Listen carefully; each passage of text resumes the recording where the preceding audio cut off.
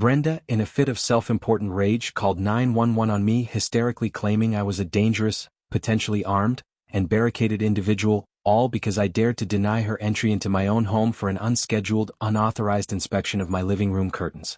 Her sheer, unadulterated gall was breathtaking.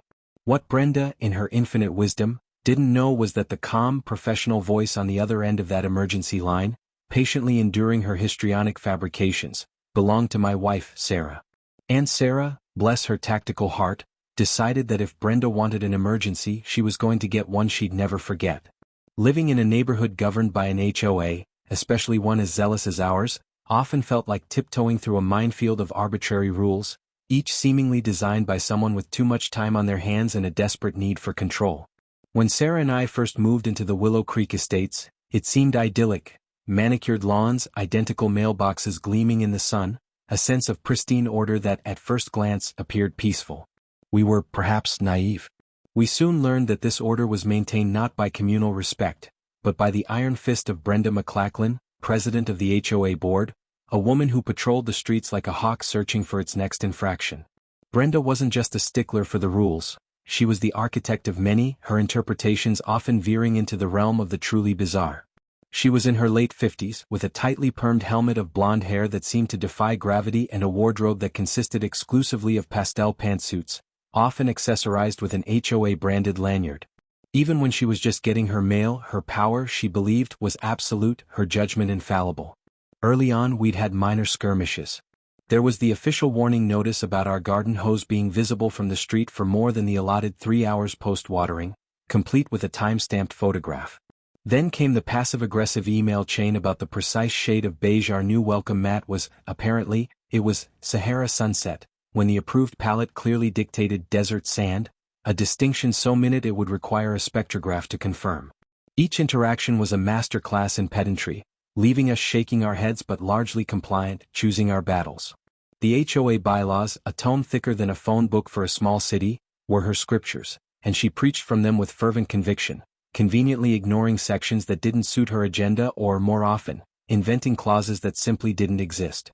Her favorite targets were newer residents, those not yet beaten down by her relentless oversight, or those who, like me, occasionally displayed the temerity to question her authority by, say, asking to see the specific rule in writing. This, in Brenda's world, was tantamount to heresy.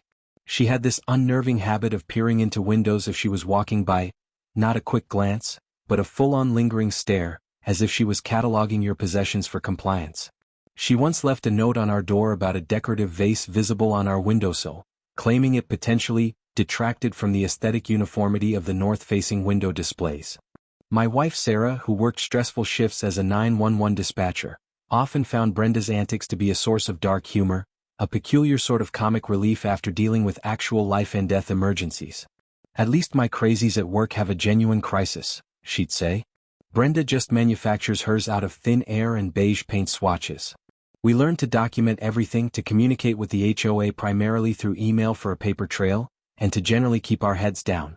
But Brenda seemed to view our quiet compliance not as respectful neighborliness, but as a challenge, an indication that we were hiding something truly egregious, like an unapproved pet alligator or an underground disco. Her intrusions were becoming more frequent, her inspections more bold. She'd taken to casually strolling onto people's porches to examine potted plants or to test the structural integrity of their railings with a firm shake. Most neighbors just sighed and let her, too weary to fight, but her obsession with our home for some reason seemed to intensify. Perhaps it was because I'd once politely but firmly corrected her during an HOA meeting when she claimed the association owned the first 5 feet of everyone's driveway. I had simply pointed to the relevant section of the covenants, which clearly stated otherwise. The look she gave me could have curdled milk from 50 paces. It was after this that her random checks on our property seemed to escalate. This latest fixation, the one that led to the now infamous 911 call, was supposedly about ensuring all homes were adhering to an unwritten, verbally communicated internal ambient standard, a concept so nebulous and unenforceable it was laughable. She decided, apparently, that our living room curtains, glimpsed fleetingly through the window, were potentially non-compliant. With seasonal decorative mandates now enforced, Tuesday morning, my day off, found me enjoying a rare, quiet cup of coffee, blissfully unaware that Hurricane Brenda was about to make landfall on my doorstep. The doorbell rang with an insistent, almost aggressive sharpness that immediately set my teeth on edge. I wasn't expecting anyone, and there's a particular kind of dread that accompanies an unexpected ring when you live under HOA surveillance. Peeking through the peephole, I confirmed my suspicions. Brenda McLachlan, standing ramrod straight, clipboard in hand, a look of grim determination etched onto her face. She was wearing a particularly offensive shade of mint green pantsuit today, a color that seemed to vibrate with righteous indignation. I took a deep breath, braced myself, and opened the door. "Brenda," I greeted, keeping my tone as neutral as possible. "To what do I owe the pleasure?" Her eyes, small and suspicious, flicked past me, trying to get a view into the house. "Mr. Harrison," she began, her voice devoid of any warmth, "I'm here for the scheduled interior ambience compliance check." Scheduled by whom? I certainly hadn't scheduled anything, nor had I received any official notification, which even by her own convoluted rules, was usually required. "I'm sorry, Brenda, but I'm not aware of any scheduled check," I replied calmly. "And frankly, I'm a little busy right now." This was in fact true, my coffee was getting cold. "This is an official HOA matter, Mr. Harrison," she retorted, puffing up slightly. "All residents are required to cooperate. I need to inspect your primary living space, specifically the window treatments and general decorative cohesion." She actually said, decorative cohesion. I had to physically restrain a laugh. "Brenda," I said, leaning against the doorframe, making it clear she wasn't getting past me. "I appreciate your dedication to cohesion. However, unless you have a warrant signed by a judge or can show me a specific bylaw that grants you unsolicited access to the inside of my home, you're not coming in. This is private property." I was polite but firm. I knew my rights and, more importantly, I knew the HOA bylaws better than she thought. There was no such provision for random interior inspections without resident consent or serious cause like a visible structural hazard. Her face tightened, the mint green of her suit seeming to deepen with her displeasure. "Are you refusing an official HOA inspection, Mr. Harrison?" Her voice took on a dangerous edge. "That's a serious violation." I shrugged. "I'm refusing to let a stranger into my home without proper cause or authorization, Brenda. There's a difference." The conversation, if you could call it that, continued in this vein for several minutes. She insisted it was her right, her duty. I calmly repeated my stance. Her arguments became increasingly circular and illogical. She claimed she'd received an anonymous complaint about our curtains. Knowing our immediate neighbors, who were lovely and equally weary of Brenda's antics, I highly doubted this. "A complaint about what exactly, Brenda? That they're too curtain-why?" I asked, a hint of sarcasm finally seeping through. This was clearly the wrong approach. Sarcasm was like fuel to her fire. "They appeared to be of an unapproved texture in the afternoon sun," she snapped, actually tapping her clipboard for emphasis, as if it contained a sworn affidavit from fabric experts. "And I have reason to believe you may be using unapproved curtain rod finials." Finials? She was really going there. My patience, normally quite robust, was wearing thin. "Brenda, with all due respect, you're not seeing my finials. You're not seeing my curtains up close. You're not coming into my house today. If you wish to pursue this, please send me an official letter citing the specific bylaw you believe I'm violating. And I'll have my lawyer review it." The word lawyer seemed to make her twitch. "This is obstruction," she declared, her voice rising in pitch. "You are harassing an official representative of the Homeowners Association in the performance of her duties. I am feeling threatened by your aggressive posture." I hadn't moved from leaning against the doorframe. If anything, I was the picture of a relaxed, albeit annoyed, homeowner. "Threatened, Brenda? I'm standing on my own property, asking you to respect my privacy. The only one being aggressive here is you, demanding entry into my home without any legal basis." It was then that she uttered the fateful words, her eyes glittering with a vindictive sort of triumph. "Well, Mr. Harrison, if you're going to be uncooperative and hostile, I have no choice but to call the authorities. We'll see what they have to say about your behavior." She whipped out her phone with a flourish, her thumb jabbing at the screen. A small, wicked part of me, knowing Sarah was very likely working the dispatch desk this morning, almost wanted her to. "Go right ahead, Brenda," I said, my voice surprisingly calm. "Call them. Explain to them that you're demanding to inspect my curtain finials and that I'm harassing you by politely declining on my own property." Her face contorted with rage. "Oh, I will. And I'll tell them you're dangerous. You wouldn't want your neighbors to think you're some kind of troublemaker, would you?" She held the phone to her ear, her glare fixed on me. I stood my ground, my expression unreadable, and waited for her to crack, to apologize, to throw open my doors and beg her to inspect every lampshade and throw pillow. The battle lines were drawn. The curtains, and indeed the finials, were about to become the least of her concerns. I watched as Brenda, her face a mask of self-righteous fury, dramatically turned her back to me, phone pressed to her ear, speaking in loud, urgent tones. I couldn't hear every word from where I stood in my doorway, but phrases like uncooperative resident, refusing entry, aggressive demeanor, and feeling unsafe drifted back to me, punctuated by her indignant gasps. I could only imagine the story she was weaving for the unfortunate soul on the other end of that line. A wry smile touched my lips as I pictured Sarah sitting at her console, probably mid-sip of her own lukewarm coffee, suddenly recognizing the address or even more deliciously Brenda's distinctive shrill voice. Later that evening, Sarah recounted the initial call with gleeful precision, and it was even better than I had imagined. Brenda, it turned out, didn't just call 911. She launched into a full-blown Academy Award-worthy performance of a damsel in deep, imminent distress. 911, what's your emergency? Sarah had answered, her voice the epitome of calm professionalism. Yes, this is Brenda McLachlan, HOA president at Willow Creek Estates. Brenda shrieked, apparently bypassing any preamble. I am being harassed and threatened by a resident at 125 Willow Creek Drive. He's refusing to comply with HOA regulations and is acting very erratically. I need police assistance immediately.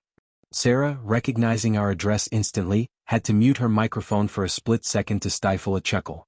She typed our address into the system, a little green light confirming it as our home. Her fingers flew across the keyboard, starting an incident log. Okay, Miss McLachlan, Sarah said, her tone perfectly even, betraying none of her amusement. Can you tell me exactly how he is harassing and threatening you? He won't let me in his house. Brenda practically screeched. I'm here for an official inspection and he's blocking the door. He's being incredibly hostile and I'm genuinely concerned for my safety. He might be unstable. Sarah, ever the professional, continued with the standard questions, though each one must have felt like setting up a punchline. Ma'am, is he verbally threatening you? Does he have any weapons? Are you in immediate physical danger? According to Sarah, Brenda hesitated for a moment, likely realizing that he won't let me inspect his drapes didn't quite sound like a life-threatening emergency. Well, he's being verbally obstructive. Brenda decided. And his tone is very menacing. As for weapons, I can't see any, but who knows what he has in there. People like him, these rule breakers. They can be very unpredictable. I demand a police presence. Sarah calmly explained, Ma'am, refusing entry for an HOA matter is generally a civil issue, not a police emergency, unless there are specific threats or acts of violence. Oh, this was rich. Sarah was using her official procedure voice, the one that could de-escalate a riot or, in this case, subtly lead Brenda further down the rabbit hole. But he's harassing me. Brenda insisted, her voice cracking with frustration. I am an officer of the HOA. His refusal is a direct challenge to community order. It's societal breakdown in miniature. Sarah could hear the rustling of Brenda's clipboard through the phone. I understand you're upset, Miss McLachlan, Sarah continued, her voice radiating soothing bureaucratic empathy. We will, of course, document your concerns. Can you describe his menacing tone more specifically? What exactly did he say that made you feel threatened? This, Sarah told me, led to a rambling diatribe from Brenda about how my calm refusal was itself a form of aggression and how my failure to submit to a legitimate inspection was indicative of a deeper, more sinister nonconformity. She accused me of harboring unapproved window treatments with the same gravity one might use to report a bomb threat. Sarah patiently listened, meticulously typing Brenda's increasingly outlandish claims into the dispatch log. All right, Miss McLachlan, Sarah said after Brenda finally paused for breath, we are taking your report very seriously. Units are being apprised of the situation in your area. She used careful, non-committal language. She hadn't actually dispatched anyone yet, but she let Brenda believe that the wheels of justice were slowly beginning to turn.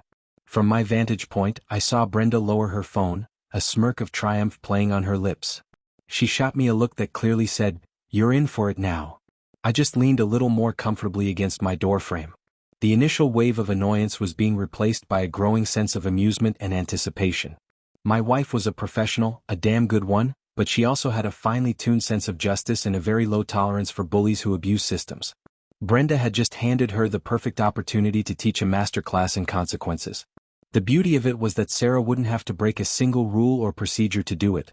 She'd just have to give Brenda exactly what she was, in her escalating panic, about to ask for. Brenda's smirk didn't last long.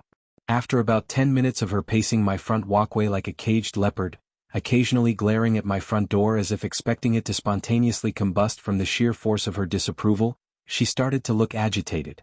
No sirens, no flashing lights, no stern-faced officers arriving to validate her authority.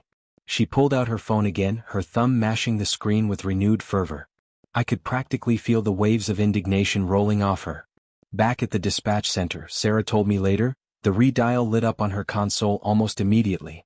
911, what is your emergency? Sarah answered, already knowing who it was. It's Brenda McLachlan again, came the shriek. Where are your officers? This man is still here, still refusing entry. He's probably destroying evidence of his violations right now. He looked out the window and laughed at me. This is intolerable. I had admittedly peeked through the blinds a moment before, mostly out of curiosity to see if she was still there, and perhaps a small, involuntary smile had indeed crossed my face at the sheer absurdity of the situation. It certainly wasn't a malicious laugh, more of a, "Can you believe this is my life?" kind of chuckle. Brenda, however, interpreted it as a profound personal insult and a sign of my burgeoning villainy.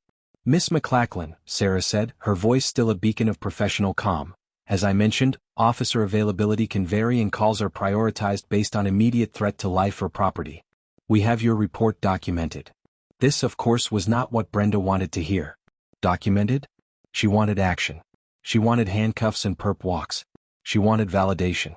Prioritized. Brenda screeched. "I am an HOA president. This is a direct affront to community governance. Do you understand the precedent this sets? If he gets away with this, no one will respect the rules. It'll be anarchy. Flower beds will go untended. Mailboxes will be non-regulation colors. It'll be chaos." Sarah, ever patient, replied, "Ma'am, I understand your position within the community, but the police department operates under state law and municipal codes. Refusal to allow an HOA inspection for curtain rods doesn't typically rise to the level of immediate police intervention unless there are aggravating circumstances." This was the verbal equivalent of poking a hornet's nest with a stick. Brenda exploded. "Aggravating circumstances? I'll give you aggravating circumstances. This man Harrison, he's got a very shifty look about him. He could be dangerous. I don't know what he's capable of. For all I know, he's got an arsenal in there. He's barricaded himself. You need to send a SWAT team. I don't feel safe. My life could be in danger." Sarah raised an eyebrow. "SWAT team? For a curtain inspection?" This was escalating beautifully. "A SWAT team, ma'am?" Sarah clarified, ensuring the recording picked up the request clearly. "Are you stating you believe he is armed and poses a significant immediate threat requiring specialized tactical units?" Brenda, caught up in her own drama, doubled down. "Yes, absolutely. He's clearly unhinged. You can't be too careful these days. He could have anything in that house. And I'm trapped out here. I'm practically a hostage to his non-compliance. I think I need an airlift. I'm feeling faint. The stress is overwhelming. He's creating a hostile environment that could trigger a medical episode for me. Yes, an airlift and special forces. That's what's needed here. This is a serious threat to public order and frankly to my continued existence." Sarah had to bite the inside of her cheek to keep from laughing out loud. An airlift. Special forces. Because of window finials and a perceived shifty look, Brenda had truly outdone herself.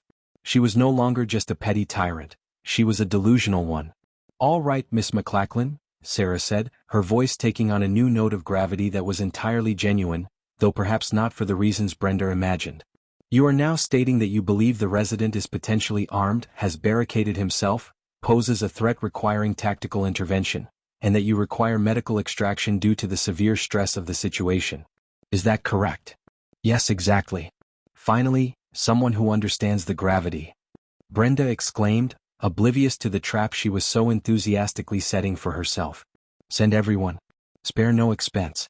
This menace needs to be dealt with and I need to be rescued from this suburban siege." "Okay, Miss McLachlan," Sarah confirmed, her fingers flying across the keyboard, updating the call notes with meticulous detail, highlighting keywords like armed, barricaded, SWAT, special forces, airlift, medical emergency, stress-induced. Based on your updated assessment of the escalating threat and your request for specialized units and medical assistance, we will now dispatch the appropriate resources. Please remain on the line if possible and stay in a safe location." Sarah then, with a serene smile, began the process. She conferenced with her supervisor, relaying Brenda's precise words and fears. "Caller is adamant about SWAT, Special Forces, possible barricaded subject, and is requesting an airlift for herself due to stress," Sarah stated, reading from her notes. The supervisor, after a moment of stunned silence, likely looked at the call history, saw it was a civil dispute originally, and then at the updated information which now, thanks to Brenda's own embellishments, painted a picture of a potential major incident. Standard operating procedure for such claims, especially with a caller insisting on that level of threat, was to err on the side of caution and dispatch a significant response, then downgrade if necessary once units were on scene. But Sarah, knowing the full context, simply let the procedure unfold as per Brenda's own dramatic script. The appropriate resources were about to descend on Willow Creek Estates, and Brenda was about to get the emergency she so desperately craved, just not in the way she envisioned. The first indication I had that Sarah had truly taken Brenda at her word, or rather, at her increasingly unhinged series of demands, was a distant siren. Just one at first, growing steadily louder. Brenda, who was still pacing my lawn, phone clutched to her chest like a religious relic, perked up immediately. A look of grim satisfaction spread across her face. "See," she mouthed at my window though I hadn't moved. "They take my safety seriously." Then another siren joined the first, then a third. The chorus grew, an urban symphony of impending officialdom. My quiet suburban street, usually only disturbed by the hum of lawnmowers or the occasional ice cream truck, was rapidly turning into the focal point of a major emergency response. First, 2 police cruisers screamed around the corner, lights flashing, and pulled up diagonally across the street, effectively blocking traffic. Officers emerged, hands on their holsters, assessing the scene. Brenda, now practically vibrating with vindication, started waving at them frantically, pointing at my house. "He's in there. He's the dangerous one," she yelled, her voice carrying clearly across the distance. Before those officers could even make their way towards her, another cruiser arrived. Then a larger police SUV, the kind they usually reserved for supervisors or tactical gear. Neighbors, drawn by the commotion, started to appear on their porches and sidewalks, their faces a mixture of alarm and confusion. Mrs. Henderson from across the street, a sweet elderly lady who baked us cookies when we moved in, looked particularly distressed. Then came the low rhythmic womp-womp that could only mean one thing. I looked up and sure enough, a news helicopter. No wait, that was a police helicopter. Circling low overhead, its downdraft rustling the leaves on the trees and sending Brenda's carefully sculpted hair into a frenzy. A searchlight briefly panned across my front yard before moving to illuminate the general area. This was beyond anything I could have imagined. Brenda was ecstatic. She was practically preening. This, in her mind, was the ultimate validation. The cavalry had arrived, not just cavalry but air support. She was clearly envisioning her triumphant recounting of this at the next HOA meeting, detailing how her bravery and quick thinking had neutralized a major threat to Willow Creek Estates. Several more officers were now on scene, fanning out, taking positions. Some were speaking into their radios. Others were attempting to approach Brenda, who was trying to direct the operation like a general deploying her troops. "Secure the perimeter," she commanded, gesturing vaguely towards my prize-winning azaleas. "He could try to escape through the back. He's cunning." A fire truck siren wailing then rumbled up the street, parking a little way down. Not because there was a fire, as Sarah later explained, but because in a potential barricaded subject with unknown threat scenario, EMS and fire are often staged nearby for scene safety, medical standby, and potential breaching assistance if ordered. Breaching assistance for curtain finials. The absurdity was reaching epic proportions. 2 paramedics also emerged from an ambulance that had quietly pulled up, looking around with an air of, "What fresh madness is this?" I decided it was probably a good time to step outside, hands clearly visible, before they actually considered sending in a battering ram for my unapproved curtains. I opened my front door slowly and stepped onto the porch, holding my hands up, palms open. "Officers," I called out calmly, "I'm the resident here, Mark Harrison. I believe there's been a significant misunderstanding." One of the more senior-looking officers, a sergeant by his insignia, approached cautiously, his partner covering him. "Sir, we received a call about a disturbance, a potentially hostile individual, possibly armed." "That you?" he asked, his eyes assessing me. That would be me, according to Ms. McLachlan over there, I said, gesturing with my head towards Brenda, who was now trying to argue with another officer, insisting they needed to storm the residence. The only hostility, Sergeant, I continued, was my refusal to allow her to enter my home without cause to inspect my curtains. She then called 911. The sergeant looked from me to Brenda, then back to me. A flicker of something, exasperation? Understanding? Crossed his face. Curtains, sir? And apparently my curtain rod finials are also a point of major contention, I added. She also claimed you were barricaded and requested special forces and an airlift for herself. Another officer who had joined the sergeant chimed in, reading from a notepad. He sounded like he was trying very hard not to smile. I just spread my hands. As you can see, no barricades, just me, my coffee, and allegedly non-compliant window treatments. The sergeant sighed, a long, weary sound. He looked over at Brenda, who was now gesticulating wildly, her voice rising as she demanded to speak to whoever was in charge of this woefully inadequate response. The sheer scale of the deployment, the multiple police cars, the fire truck, the ambulance, the freaking helicopter circling overhead, was now beginning to look less like a testament to Brenda's importance and more like a monumental overreaction to Brenda. The neighbors were watching, mouths agape. The focus was slowly but surely shifting from the dangerous resident to the increasingly unhinged-looking HOA president demanding a special forces team to deal with a decorating dispute. The grand arrival was complete, and Brenda, basking in the glow of a dozen flashing emergency lights, was about to have her spotlight moment, just not the one she'd anticipated. The initial tension from the officers began to dissipate remarkably quickly once I calmly explained the situation, sticking to the facts. Brenda's unannounced demand for an interior inspection, my refusal based on property rights, and her subsequent escalating 911 calls. I offered to show them the HOA bylaws, which contain no provision for such inspections, and even invited them in, ironically, to see the utterly non-threatening nature of my living room. The sergeant politely declined the interior tour, but he did take a cursory look from the doorway, noting the distinct lack of barricades, weapons, or any sign of a struggle, hostage situation, or societal breakdown in miniature. His radio crackled, and he had a brief, quiet conversation, likely with dispatch, or rather with Sarah, who would have been feeding him the relevant details, including transcripts of Brenda's increasingly hysterical demands. His gaze shifted towards Brenda, who was still haranguing a younger officer, insisting they hadn't secured the scene properly and that I was clearly a master of deception. The sergeant walked over to her, his expression now one of stern professionalism. Miss McLachlan, he began, his voice firm but controlled, cutting through her tirade, we need to discuss the nature of your 911 calls. Brenda beamed, puffing up. Yes, Sergeant. Thank you. It's about time someone took charge. This man, she pointed at me dramatically, is a menace. Ma'am, the sergeant interrupted. Based on our assessment, there is no criminal offense being committed by Mr. Harrison. This is a civil disagreement regarding HOA rules. There is no evidence of him being armed, no barricade, and certainly no need for a tactical response or an airlift.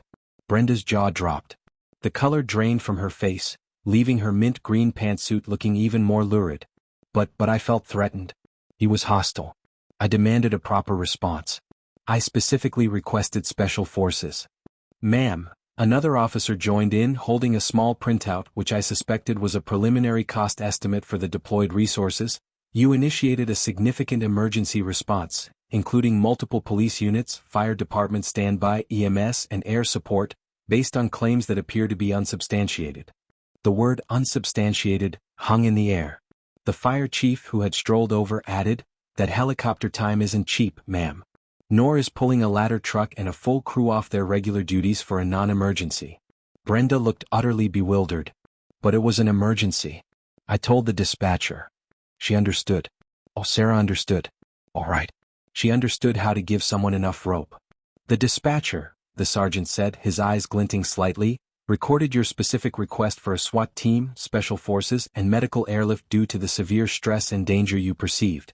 Under city and county ordinances, initiating a false emergency report, especially one that ties up this level of resources, carries significant penalties. This includes full cost recovery for all deployed assets. Brenda sputtered, false report? But I was scared. He wouldn't let me see his finials. It's against the rules.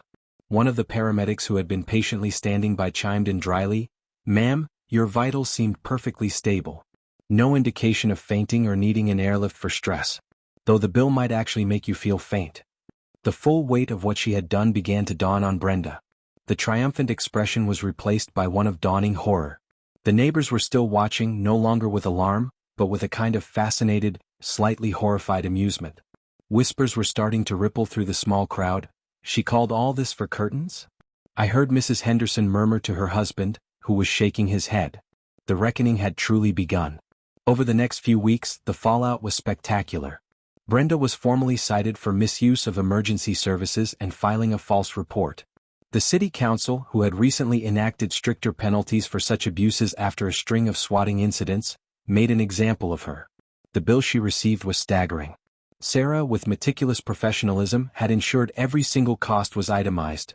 Person hours for each officer, vehicle mileage, fuel for the helicopter, which, as the fire chief noted, burned through it at an alarming rate, administrative fees for processing the false alarm, even the cost of the paramedic unit that had been on standby. It totaled well into the 5 figures.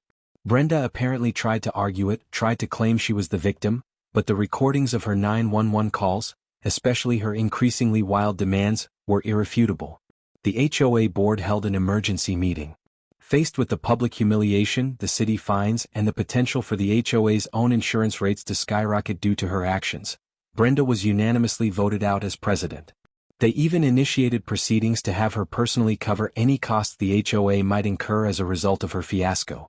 The Willow Creek Estates HOA, Internal Ambience Compliance Mandate, was never spoken of again. Our curtains and finials remained blissfully uninspected. Sarah and I watched it all unfold with a quiet sense of vindication. She never once broke protocol. She simply facilitated Brenda's own self-destruction by giving her exactly what she insisted she needed. The best part was knowing Brenda knew, or at least suspected, who that calm dispatcher had been, but could never prove any malicious intent on Sarah's part. Sarah had simply been an exemplary professional, responding to a citizen's stated fears and requests with utmost seriousness. And so, life in Willow Creek Estates returned to a new kind of normal, one significantly less oppressed by the shadow of Brenda McLachlan's clipboard. People started planting slightly more diverse flowers. Our welcome mat remained defiantly Sahara Sunset. And I even installed some rather flamboyant, unapproved and utterly delightful new curtain rod finials, just because I could.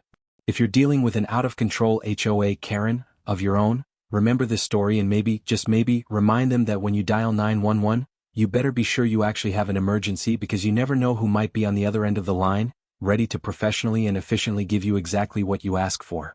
Drop a comment if you've ever seen an HOA go completely off the rails. I'd love to hear I'm not alone.